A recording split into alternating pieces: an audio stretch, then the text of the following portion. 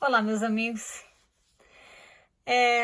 Antes de nós entrarmos no assunto do vídeo, eu gostaria de te convidar a fazer uma viagem ao passado, brevemente comigo, tá bom? Vamos por ano de 2015, mês de novembro.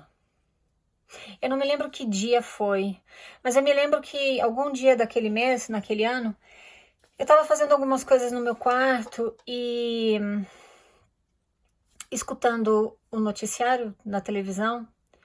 Naquela época eu ainda frequentava a igreja. E eu lembro de ter escutado uma notícia que me fez parar o que eu estava fazendo e colar meus olhos na televisão sem acreditar, sem conseguir acreditar no que eu estava escutando. A notícia era que a Igreja de Jesus Cristo dos Santos dos Últimos Dias, a partir daquele momento, eles estavam anunciando a nova policy em relação aos homossexuais. A partir daquele momento, eles seriam considerados apóstatas, eles seriam excomungados da igreja e os filhos deles não poderiam ser batizados aos 8 anos de idade.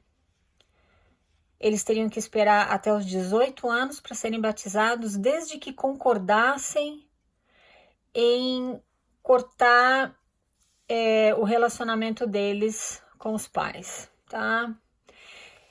Eu lembro que eu passei muitos dias tentando processar, tentando aceitar aquilo, né? Porque eu acreditava, como você que é mormon, que presidentes da igreja são homens que falam com Deus e recebem revelações modernas. Então aquilo para mim não estava entrando na minha cabeça, né? Mas tudo bem. A gente fala da palavra excomunhão com muita leveza, né? Eu também falava quando eu era membro da igreja, como se fosse algo que não é assim tão, não é um bicho de 7 cabeças, né? Só que na verdade, presta atenção. Excomunhão, quando a igreja excomunga um membro, a igreja está condenando aquele membro às trevas exteriores. É claro, tudo dentro das teorias criadas na igreja, né? Felizmente, Deus não tem nada a ver com isso, mas eles estão te condenando às trevas exteriores. Eu não sei se mudou, mas na época em que eu frequentava o templo, aquele personagem que era Satanás, né? Em um determinado momento do filme, ele parava e olhava, fazia contato visual com você e falava, né, que se você não guardar todos os convênios que você estava fazendo nos altares daquele templo naquele dia, você estaria em poder dele. Quando você é excomungado, você perde o direito de usar seus garments, que os mormons consideram uma proteção. Ela não existe, mas acredita-se, né? Eu também acreditava que eu estava protegida, né, com os garments. Então, a partir do momento que você não pode mais usar os garments, você está entregue sim às bofetadas de Satanás.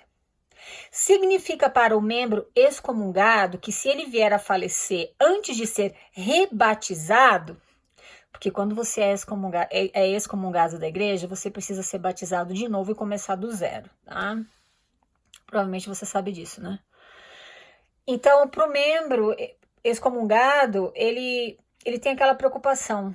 Se eu falecer antes de me rebatizar, eu vou para as trevas exteriores. Se você não tem esse conhecimento, é porque você não conhece a tua igreja.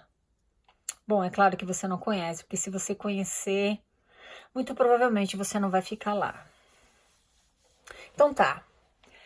Bom, quando aquela policy ridícula de 2015 foi anunciada, o impacto aqui em Salt Lake foi muito forte. Eu realmente não sei como foi no Brasil, porque eu lembro de falar sobre aquilo em um vídeo e muitas pessoas me questionarem, mas onde é que tá isso? Onde é que eu vou ler essa policy? Eu continuo tendo aquela vontade que eu já te falei antes. Eu tenho vontade de falar, querido, tá tudo lá no céu, com Anjo Moroni, com as placas de ouro, com aquela espada de fogo que Joseph, né? Que o anjo mostrava para Joseph, falava que se ele não casasse com as menininhas bonitinhas de 14 anos e mulheres casadas, ele iria pro inferno, né? Ele seria destruído. Então tá tudo lá com Moroni no céu, a Policy também tá lá. Às vezes eu tenho vontade de falar isso, mas... Bom, o que acontece é que o impacto aqui foi muito forte. Essa pólice ela ficou no website da igreja, porque eu fui lá depois e dei uma lida, porque eu não estava acreditando. Só que depois de algumas semanas eu procurei, eu voltei lá e eu não encontrei mais aquela pólice, tá? Acontece que o impacto foi o seguinte: a taxa de suicídios entre homossexuais na comunidade homossexual aqui em Utah, ela teve um drástico aumento. Eu não me lembro dos números, então não vou falar bobagem, tá?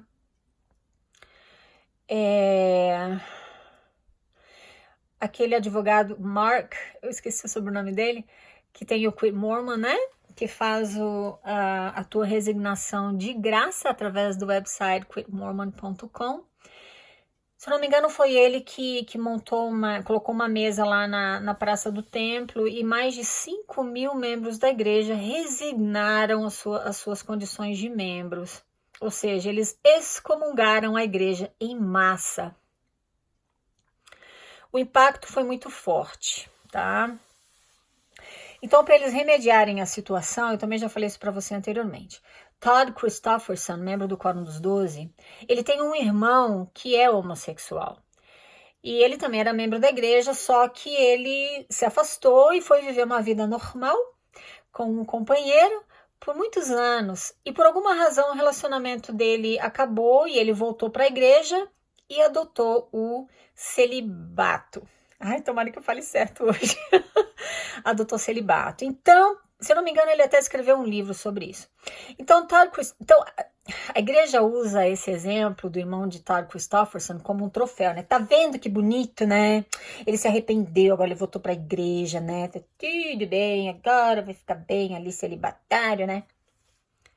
Todd Christofferson foi até a imprensa e tentou colocar panos quentes com aquela conversa mole de que Deus ama todos os seus filhos e tudo mais, umas coisas assim que eu não assisti o vídeo inteiro porque eu conheço eles, né? Então ele tentou colocar panos quentes, mas aquela pólice continuou valendo. Até hoje. Até ontem, né? Dia 13 de março de 13 de abril de 2019, porque hoje, dia 4, eles divulgaram uma apólice revogando aquela apólice de 2015. E eles dizem nesse texto que eu fiz uma leitura dinâmica só, porque eu não tive paciência de ler de dar muita atenção. Mas eles falam que os homossexuais, eles não serão mais considerados apóstatas. Os homossexuais que estão em um relacionamento, tá? Com alguém, obviamente, do mesmo sexo. Eles não serão excomungados da igreja. Eles não são considerados apóstatas mais. E os filhos deles podem se batizar aos 8 anos de idade, desde que os pais autorizem. A gente pode comemorar, né? É claro que a gente pode comemorar porque você que é homossexual e você gosta da igreja e você se sente bem lá, você deveria ter o direito de ser tratado com todos os privilégios de qualquer outro heterossexual, mesmo que você tivesse um companheiro ou uma companheira, né? Então você tem motivos para comemorar hoje, para celebrar. A minha única tristeza foi lembrar de depoimentos de mães que perderam filhos homossexuais porque eles se suicidaram quando aquela apólice de 2015 foi anunciada. A gente precisa entender que durante esses 3 anos e 5 meses em que aquela apólice de 2015 esteve em vigor, relacionamentos familiares foram prejudicados, foram destruídos.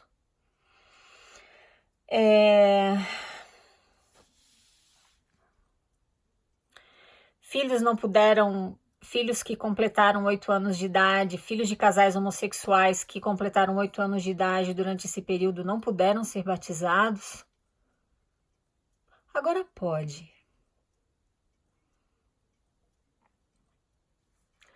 Eu estava comentando, né, com o meu marido, e ele é membro da igreja, mas a gente conversa abertamente, nós somos maduros o suficiente para respeitar a posição um do outro e colocar nosso relacionamento acima de questões religiosas, né?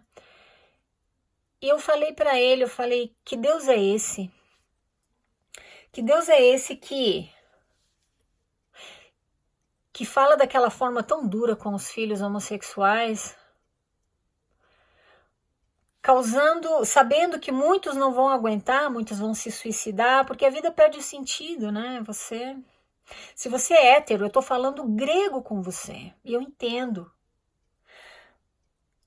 Muitos de vocês que estão me escutando e têm um mormonismo na veia, vocês vão debochar de mim, vocês vão achar ridículo o que eu estou falando, mas é porque você é hétero.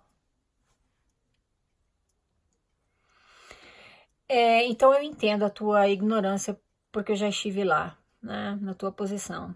Apesar de que eu não era cruel contra os homossexuais, nunca fui.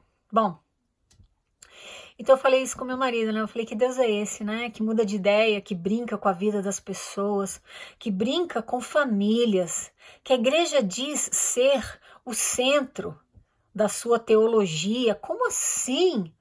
É o centro da teologia desde que a família seja branca e todo mundo é heterossexual. Aí não existe problema. Claro que não existe problema. Não, tá tudo redondo. O problema é que esse Deus é o Deus Mormon, Deus com letra minúscula, Deus Mormon. Eu já falei sobre isso com você anteriormente, né?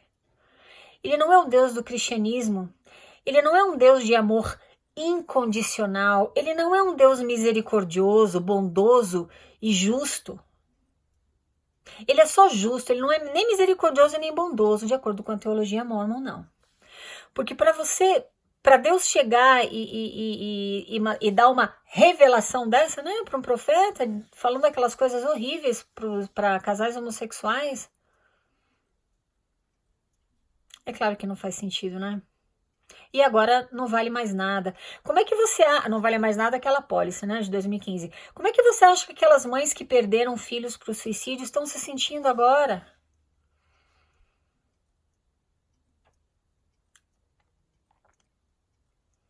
Aquela revelação do profeta custou a vida dos filhos, do filho dela, ou do filho, ou da filha dela.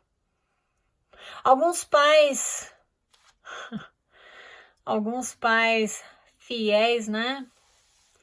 Eles expulsaram seus filhos adolescentes de casa porque seus filhos adolescentes homossexuais de casa, porque eles já estavam vivendo uma vida autêntica, né? Como homossexual, não estavam dispostos a abrir mão da sua própria autenticidade, então os pais expulsaram de casa.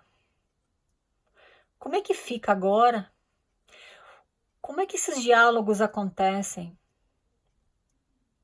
Mas é claro que você, como hétero, né, amigo? Você é tão ridículo que eu tô falando, né? É irrelevante, você não devia nem estar me assistindo. Eu volto já na sequência.